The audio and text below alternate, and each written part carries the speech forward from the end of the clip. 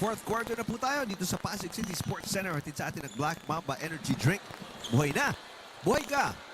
Unang laban sa ating Sunday triple header or tatlong laban po na inihahandog ng UNTV Cup Season 6. 87-52. GSIS ang may lamang kontra sa COA. At GSIS, kung magpapatuloy ito, ay makukuha na yung una nilang panalo in 3 games dito sa ating elimination round. Samantalang, kung magpapatuloy din ang ganitong tema, eh makakatikim na ng pang-apat na talo na ang COA enablers in 4 games. Villanueva may hawak ng bola. Balgua mula sa labas. Kapos.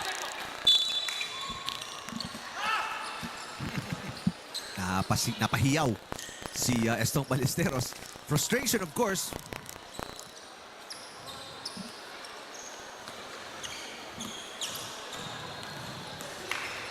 Dahil obviously their team is struggling not just in this game pero sa torneo. Winless so far in 3 games. I think, Eric, a lot of players and a lot of coaches and teams in the last 5 years have understood na hindi madaling manalo sa UNTV Cup. Even the former professional players are in for a rude awakening if they think that they can come in, overpower, and dominate right away and go all the way. Ensayado mga kalaban, preparado mga coaches, napakahaba ng tatakbuhin. 7 hanggang 8 buwan at hindi madaling kompletuhin at makarating sa tuktok ng bundok para maging kampiyon. And that's why only 3 teams so far have won the title in the last 5 stages ng ating UNTV Cup. And para sa mga manonood na iniisip nyo, nabanggit natin na liga to ng public servants. The teams are mainly composed of government employees. Lahat yan. Oo. Maski itong ating mga athletes na former pro players kasamang Eric, kasama employed dyan. Employed yan, oo. Pero what I'm saying, coaches, yung mga employees talaga. Ay, oo naman. Are regular na tao like you and me na hindi naging collegiate players, but they are very, very good basketball players. Na hindi po parang ligang labas lang, makikita nyo. Sunday club. Oo. Kasi tulad na nasabi na aking partner si Coach Ronnie Magsanok, extremely well coached. Freddy Hubade sa kabila, Mike Sigigit sa kabila. I mean, very good systems na i-implement ng mga coaches. So you can see it on the floor. Pati yung mga ibang teams, pag pinanood mo, alam mo na may preparasyon, may pagsasanay, at talagang naghahanda. Hindi lang nagkikita, kundi nagpe-prepara talaga. Nagpe-prepara, oo. And that's in spite of the busy work schedule sa gobyerno ng mga manlalaro to. Well, the UNTV Cup family has committed to welcoming them. And I think they reciprocated by also committing to getting ready to play every weekend, at getting themselves in better shape. And of course, the ultimate goal is to help out yung mga institutions that they want to help.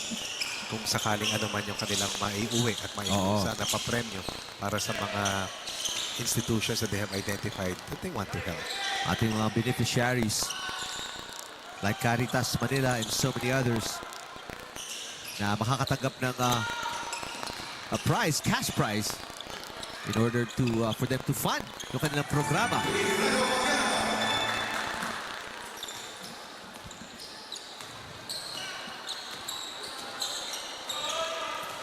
(91-57) GSIS controlling itong laban na to.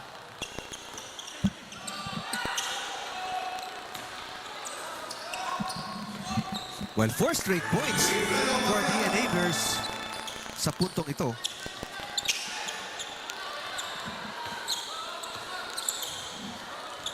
And for COA, Coach Ronnie, it's important for them as their season may be slipping away at this point, is to continue or develop a system na masusunod nila in the future dito sa kanilang pagsali sa UNTV Cup. And they also have to improve the roster kasamang Eric, dahil kung hindi, mas mahabang pagsasanay, ganito pa rin ang mangyayari. Dahil hindi naman ihina yung kalaban, kaya kailangan magpalakas ka ng hawak mo na mga players. True.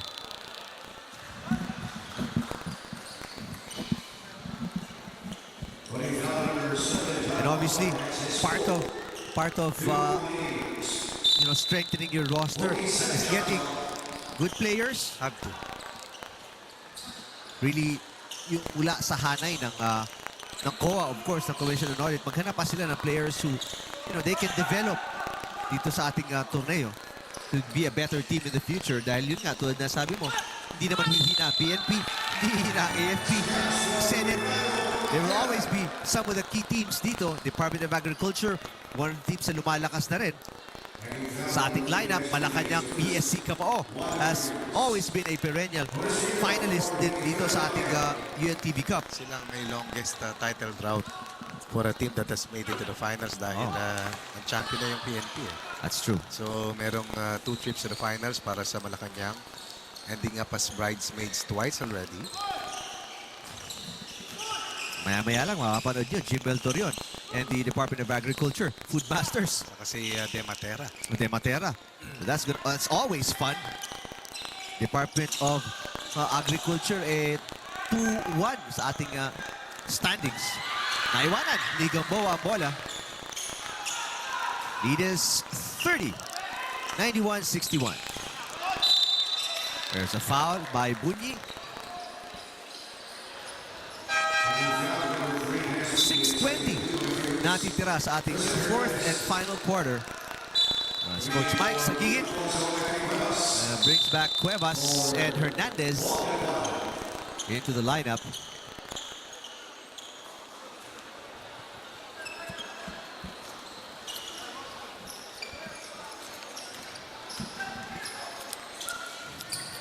Paquera dribbles into a double team. Nice bullet pass by Villanueva inside to Gamboa. I'm sure that Villanueva will still be a part of the next team para dito sa For sure. COA enablers. He has been a very solid contributor dito sa game na to. And we've seen him again vastly improve from the first game to this 4th game ng enablers. Paquera hindi inabot yung bola, too far ahead. Villanueva, in the beginning, mabagal at walang timing, Coach Ronnie. Galing But na pumihit.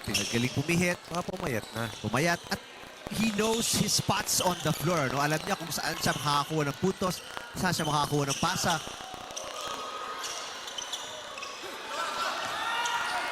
Ball into the hands of Paquera.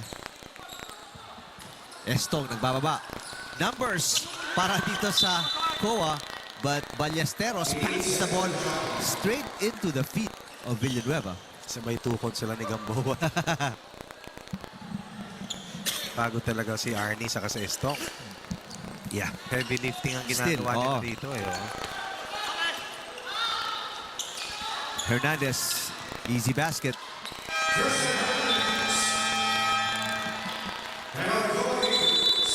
A timeout by the enablers dito. 93-63, still a 30-point advantage for the Furies kontra sa enablers.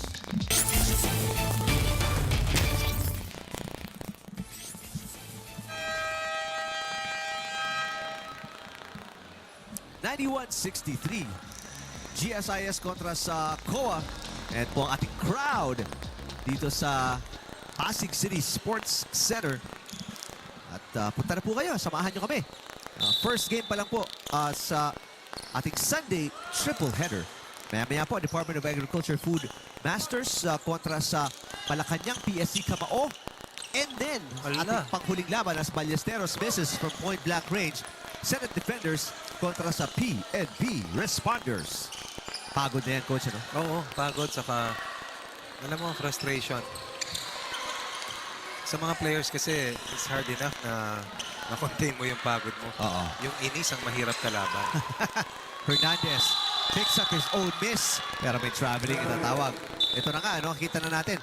2 attempts para sa GSIS doon. Hindi na makarebound ang enablers sa pagod. Kasi minsan alam mo ang gagawin, hindi na makagalaw yung katawan. Katawan sa pagod.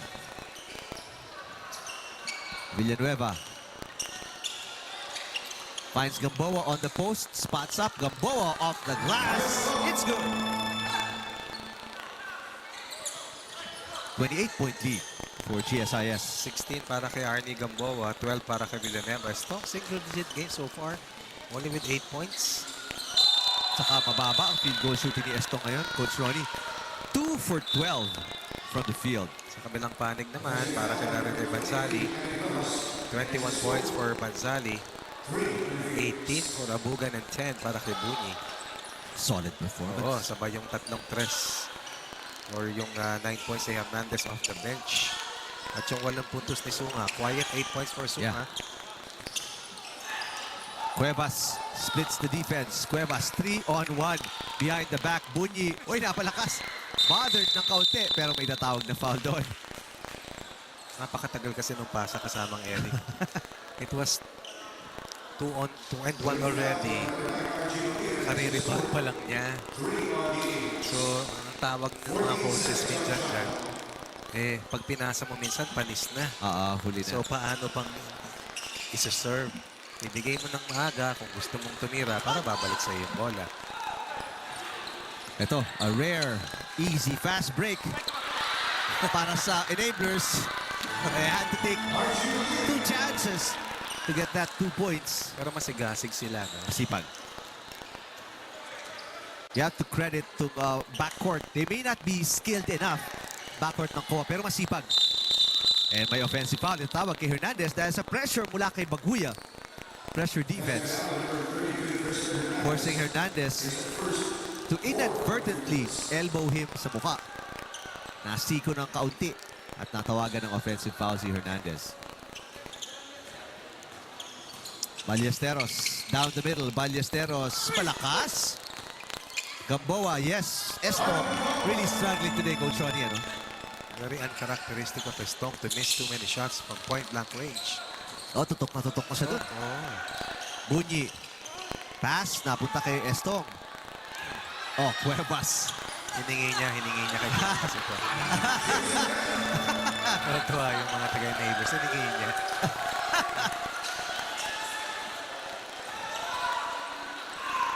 Nadala sa pakiusap si Cuevas doon. Tapos na eh. As early as the second quarter, tapos na yung issue. Ang laking bagay lang mapapasaya mo yung isang tao. Lalo na panalo ka na naman. So, that's true. Diba? Yung win-win situation na yan and paying it forward dahil di mo naman kailangang hiyain yung kalaban eh. It was definitely a mismatch by any measure. Baguya will foul out of the game para sa enablers. But the game is in the bag na for GSIS, 93-71. So they will get their first win of the season. They will be 1-2 sa ating standings, Coach Ronnie. And still, golden opportunity na makadikit sa mga nasa ibabaw, Coach Ronnie, ano? Akit yan dahil makakaharapan nila yung DOH na I think nakaya naman nila. At yung BFP Firefighters, I think they can match up well against that team as well. So, di pa nagtatapos dito. Wala pa sila sa dulo. But they have to play better because this win here today is not a good gauge on where they are in terms of how they really want to play. True. Although they had a good showing in their first 2 losses. But the reality is, yes, you have to be optimistic. But also, you have to win your remaining games. At ipaalala natin, top 4 teams advance to the quarterfinals or to the next stage. And GSIS Furies still with an opportunity. Right now, nasa pang-5 posisyon sa standings ang Furies. But if they can get the couple more wins, aangat sila maybe top 4, top 3. And sa ating next level, that's when it's gonna be a matchup between Group A and Group B na.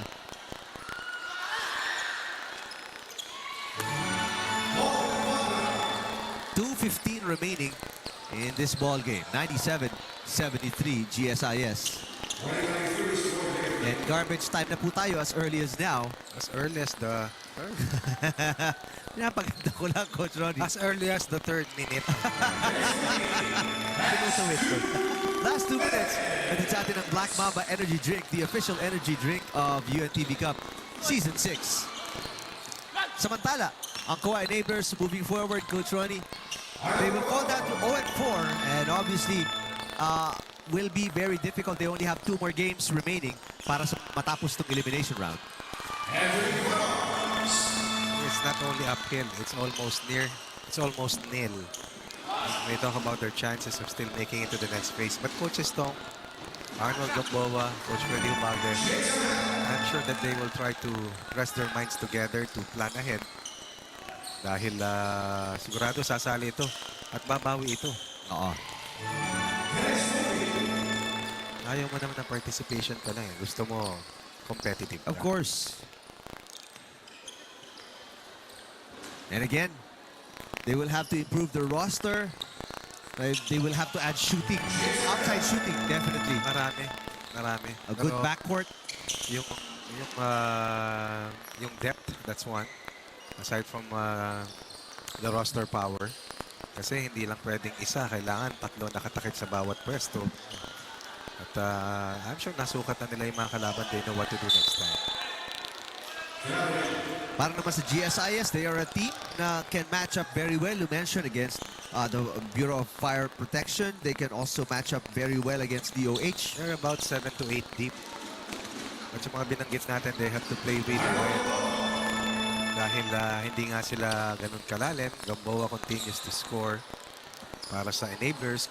Gamboa erupting for 22 points, majority of which nangyari dito sa ating 4th quarter. 103-81. GSIS with 44 seconds and counting.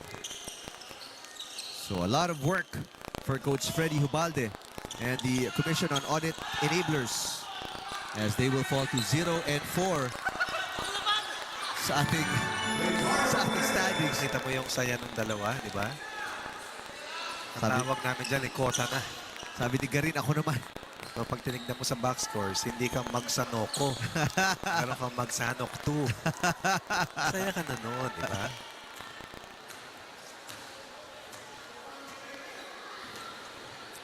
And it seems with about 2 seconds difference, game clock and shot clock talagang uubusin na lang. Well, there's still a shot from Hernandez. Pero COA will have the final shot here to close out the game.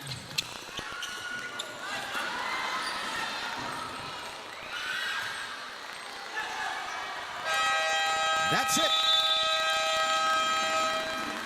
The pain is over para sa Commission on Audit Enablers as they fall versus the GSIS Furies 105-83. COA Enablers fall to 0-4. GSIS will taste their first win of the season as they go up 1-2 in the standings. Our final score, 105-83, GSIS over COA.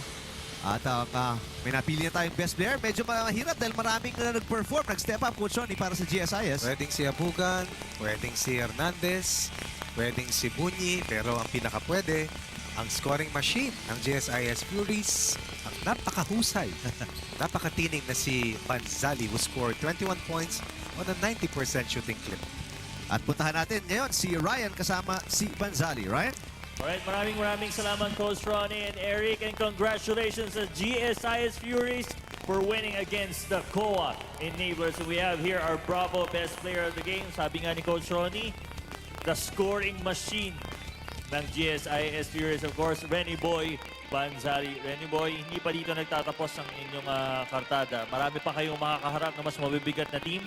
Sa tingin mo, ano pa yung mga kailangang improve ng team nyo sa mga next na sasagupain yung mga teams? Siguro makompleto lang kami sa practice kasi busy sa trabaho eh. Talagang hindi kami nakakapag-ensayo. So, yun lang para mag-gel yung team tsaka mas makondisyon. Personally, syempre ngayon tinitingnan ka na rin ng mga ibang teams na markman ka na eh. So sa tingin mo, ano mga kailangan mong gawin para mas lalo pa mag-improve? Siguro magpa-condition pa. Tapos yun, extra hard work sa practice namin. Para, tsaka yun, yung ma-involve ko yung mga teammates ko para manalo kami. Sunod-sunod. Okay, sige, batiin mo na lahat ng gusto mong batiin, lalo na mga fans ng GSIS Furies. Binabati ko yung mga GSIS, mga bossing, executives and employees.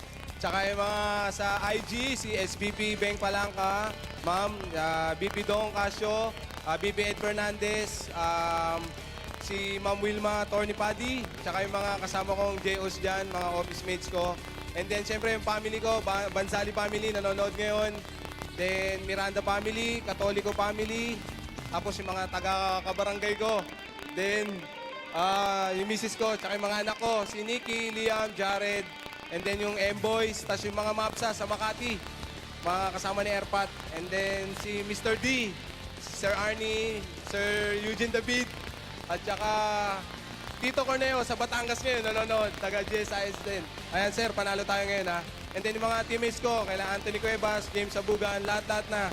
Kilala Coach Mike, Coach Philip, sana panalo tayo tuloy-tuloy. Hindi na memory mo. Haba na. Alright, maraming salamat sa iyo. Ikaw ang Bravo Best Player of the Game. Renny Boy Banzali of GSIS Furies po, mga kasambahay. Ang tindi. Alright, di ba po dito nagtatapos ang ating game? Papasok na po ang Game 2 sa banggaan ng DA Food Masters versus the Malacanang PSC Camao. Magbabalik po ang UNTV Cup.